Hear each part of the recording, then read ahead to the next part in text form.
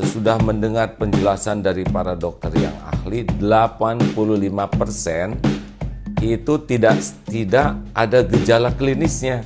Jadi yang membawa virus itu dia sehat-sehat saja, apalagi yang masih muda. Dia tidak ada gejala demam, tidak ada gejala batuk. Padahal 85%. Nah, boleh jadi di masjid itu ada dua pilihannya. Kita tertular atau tanpa sadar kita menularkan ke orang lain. Jadi ini bukan wah yakinlah Allah yang menolong, alhamdulillah saya diberikan kesempatan berguru dengan guru yang ahli tauhid sehingga nama juga disebut Darul Tauhid. Namun kenapa menyempurnakan ikhtiar seperti ini? Ya karena Rasulullah pun begitu. Tidak boleh mencampurkan unta yang sakit dengan unta yang sehat. Nah kita tidak tahu sekarang siapa yang sakit dan siapa yang sehat. Khawatir kalau ke masjid mungkin yang menularkan kepada yang lain.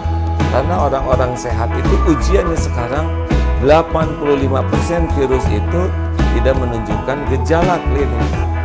Saudaraku sekalian, ini bukan main-main ya. Lihat dalam tempo sebentar saja 2 minggu grafiknya dari 2 sekarang sudah 227. Bisa dibayangkan ini persis keadaan Italia 2 minggu pertama, juga keadaan Iran 2 minggu pertama. Tiba-tiba begitu, ini besok lusa bisa melesat karena sebagian besar yang terpapar virus itu tidak menyadari dirinya membawa. Kita berdesak-desakan terus kena lewat tubuh.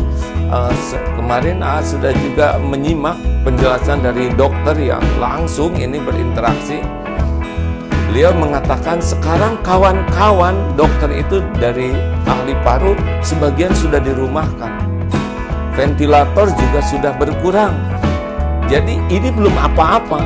Nanti rumah sakit kita tuh sudah kekurangan dokter, kekurangan perawat, kekurangan peralatan, padahal ini belum apa-apa. Ini baru memulai ini. Ini belum apa-apa nih hadirin, baru tumbuh, baru 2 minggu. Besok lusa bisa ribuan dan puluhan ribu, mungkin na'udzubillahi min zalik ya. Kalau kita melihat kesantaian kita ya, melihat kesantaian kita persis di Italia yang santai, rileks saja, dianggap remeh dan tiba-tiba melesat. Ini adalah kezoliman bagi kita kalau kita menganggap remeh. Kita keluar hanya ketika darurat saja. Tahan, keluarga tahan berada di rumah, anak-anak tahan ada di rumah.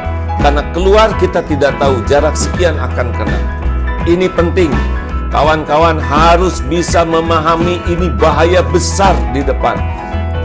Kematian sudah ditetapkan oleh Allah Subhanahu wa taala, itu hakul yakin. Ini bukan bicara masalah mati, tetapi ini penyebaran yang luar biasa ini. Kapasitas rumah sakit kita terbatas, dokter, perawat terbatas. Ini beda dengan di negara lain yang fasilitasnya banyak, kemudian uangnya juga banyak, kesadaran masyarakatnya disiplin. Korea itu tidak di lockdown, tapi disiplin.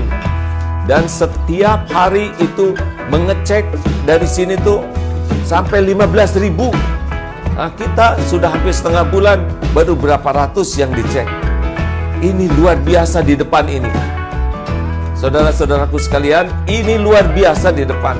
Sedih sekali melihat banyak orang yang meremehkan, bahkan menertawakan satu sama lain, masih senang berkerumun. Ya mungkin karena